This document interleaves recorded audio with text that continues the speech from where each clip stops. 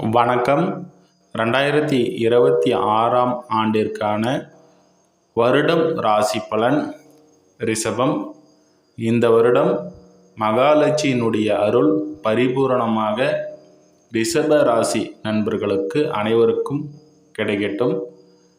இந்த வருடம் ஆரம்பிக்கும் பொழுதே 4 கிரகங்கள் 8ஆம் இடத்துல வந்து அமர்வது சூரியன், செவ்வாய், புதன், சுக்கிரன் உங்களுடைய ராசிக்கு அதிபதி. அப்போ பார்த்தீங்கன்னா 8ஆம் இடத்துல எதிர்த்தன்மையான வீட்டில் போய் அமர்றாரு. குருவினுடைய பார்வை இருக்குது. பெரிய அளவு கஷ்டங்கள் இல்லைனாலும் கூட உடல் ஆரோக்கியம் நன்றாக இருக்குது. மனதளவில் சில குழப்பங்கள் இருக்கும். அதே போல் சூரியன் முயற்சி ஸ்தானாதிபதியும் 8ஆம் இடத்துல அமர்ந்திருக்கிறாரு. நீங்கள் எடுத்த முயற்சிகள், நீங்கள் நினைச்ச விஷயங்கள் உங்களுக்கு எதிர்த்தன்மையாக இருந்தாலும் கூட ஒரு சாதகமற்ற அமைப்பில் இல்லாமல் ஓரளவு சமாளிக்கக்கூடிய ஒரு அமைப்பாகவே இருக்கும். அதே போல் புதன் இங்கே குருவினுடைய பார்வை இருக்குது. அந்த வகையில் அதிர்ஷ்டகரமான ஒரு பணவரவுகள் இருந்தாலும் கூட இங்கே 8ஆம் இடத்துல புதன் இருக்கிறார். குடும்பம் சம்மந்தப்பட்ட விஷயங்களில் அனுசரித்து செல்வது நல்லது. அடுத்த செவ்வாய் உங்களுடைய 7ஆம் பாவாதிபதி 8ஆம் இடத்துல குருவினுடைய பார்வை. சின்ன சின்ன பனிப்போர்கள் இருக்க தான் செய்யும். பெரிய அளவில் கஷ்டங்கள் இருக்காது.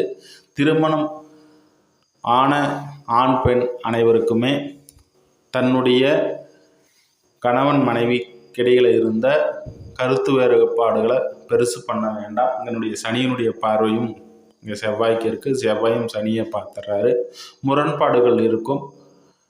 பெரிய அளவில் கஷ்டங்கள் இருக்காது. அடுத்தடுத்து நகர்வுகள் சாதகமாக இருக்குது. ஒரு குடும்பத்திலேயோ இல்லை வருமானத்திலேயோ புதன் வந்து மகரத்தில் அடுத்ததாக செல்லும் பொழுது ஒரு சாதகமான ஒரு அமைப்பு. அதே போல் வருட கிரகங்கள், வருட ராசி பலனாவே வருட கிரகங்கள் தான்.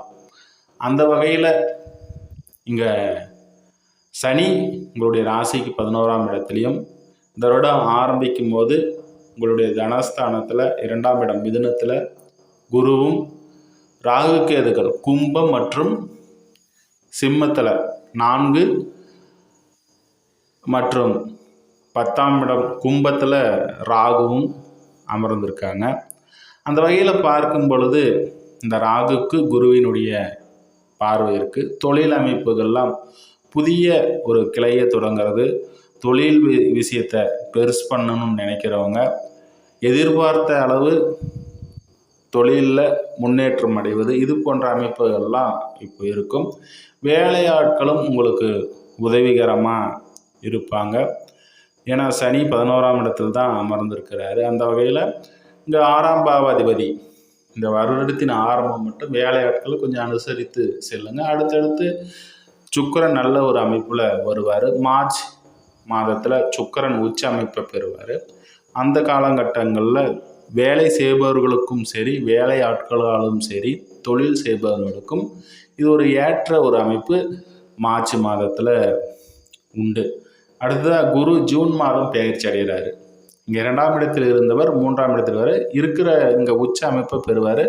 ரிஷப ராசியை பொறுத்த வரைக்கும் உங்களுடைய எதிர்த்தன்மையான 8ஆம் பாவாதிபதி உச்சமடைவது அவ்வளோ சிறப்பு இல்லை.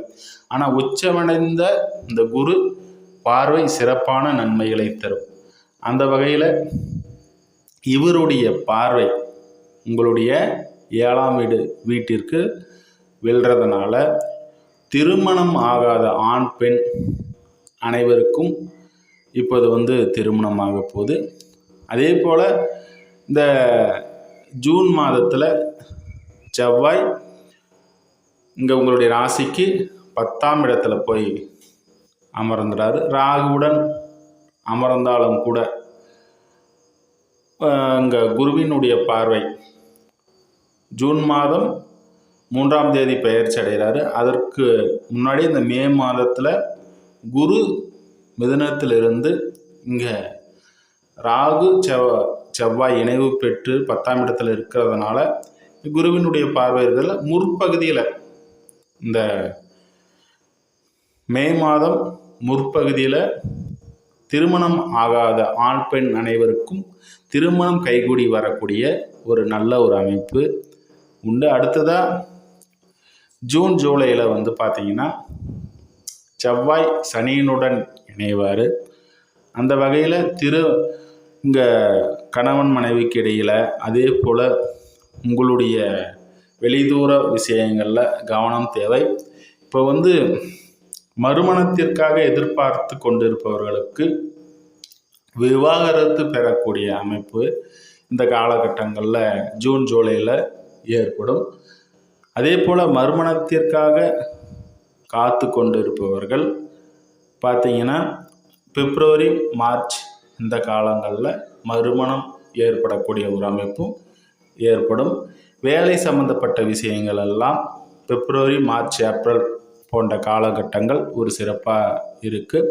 வியாபாரிகளை பொறுத்த வரைக்கும் ஒரு சாதகமான ஒரு அமைப்பில் தான் இருக்குது. இந்த வருடத்தின் இறுதியில் குரு 11வது மாதம் பெயர்ச்சி அடைகிறார். உங்களுடைய 10ஆம் இடத்தை அவர் பார்வை செய்கிறாரு. இது ஒரு சிறப்பு. இந்த வருடத்தின் இறுதியில் ராகு கேது பெயர்ச்சிகள் நடக்க இருக்குது. இதுவும் ஒரு சாதகமான ஒரு அமைப்பில் இருக்குது.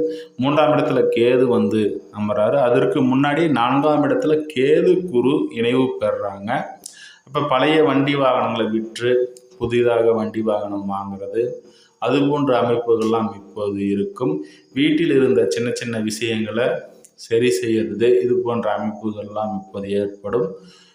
அதே போல் நீண்ட நாளாக ஒரு விஷயத்தை செய்யணும்னு நினைக்கிறவங்க உடல் ரீதியில் ஏற்பட்டு இருக்கக்கூடிய பாதிப்புகள் அனைத்தும் இப்போது நீங்கக்கூடிய ஒரு அமைப்பு, இது எல்லாமே ஏற்படும். தாயின் வழியின் மூலயமாக ஏற்பட்ட இருந்த கஷ்டங்கள் அனைத்தும் விலகக்கூடிய ஒரு அமைப்பெல்லாம் இப்போது உண்டாகும். அதே போல் குரு 4ஆம் இடத்துல சூரியனுடைய வீட்டில் அமர்றாரு. இது ஒரு சிறப்பான ஒரு அமைப்பு. இங்கே அமரக்கூடிய குரு 11வது மாதம் 8ஆம் இடத்தையும் 7ஆம் பார்வையாக 10ஆம் இடத்தையும் 9ஆம் பார்வையாக 12ஆம் இடத்தையும் பார்வை செய்கிறது ஒரு சிறப்பான ஒரு அமைப்பு. வெளிநாடு வெளி மாநிலம் இது போன்ற தொடர்புகள் இருப்பவர்களுக்கு ஒரு சாதகமான ஒரு அமைப்பு. தொழில் அமைப்புகள் சாதகமாக அமையும்.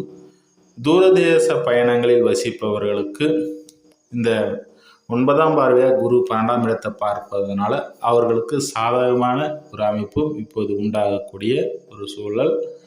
அடுத்ததாக படிக்கும் மாணவ மாணவர்களுக்கு இந்த 11வது மாதம் குரு இங்கே 4ஆம் இடத்துல அமர்வது என்பது ஒரு சிறப்பான ஒரு அமைப்பு தான். வெளிநாடு வெளிமாநிலம் சென்று படிப்பது, இல்லை உங்களுடைய படிப்பு செலவிற்காக எதிர்பார்த்த பண வரவு உண்டாகிறது, இது போன்ற அமைப்புகள்லாம் கண்டிப்பாக உங்களுடைய பெரிய மனிதர்களுடைய உதவி இப்போது கிடைக்கும். ஆசிரியர்களுடைய தயவு இப்போது உண்டாகும். இந்த 11வது மாதம் உண்டாகக்கூடிய ஒரு அமைப்பு. அதே போல் உங்கள் குழந்தைகளுக்காக காத்து கொண்டு இருப்பவர்களுக்கு குழந்தை பிறக்கக்கூடிய ஒரு அமைப்பு பார்க்கும் பொழுது அந்த பிப்ரவரி மார்ச் மாதங்கள் புதன் ஒரு நல்ல ஒரு அமைப்பில் வருவார். அதே போல் இந்த மார்ச் மாதம் ராகுவுடன் இணைகிறத குரு பார்க்கறது பார்த்தீங்கன்னா மருத்துவ ரீதியில் குழந்தை பெற்றுக்கணும்னு நினைப்பவர்களுக்கு இது ஒரு சாதகமான ஒரு அமைப்பாக அந்த மார்ச் மாதம் கண்டிப்பாக அமையும். அடுத்ததாக இன்னொரு பதிவில் சந்திப்போம். எனது சேனலை சப்ஸ்கிரைப் பண்ணாதவங்க சப்ஸ்கிரைப் பண்ணுங்கள். நன்றி, வாழ்த்துக்கள்.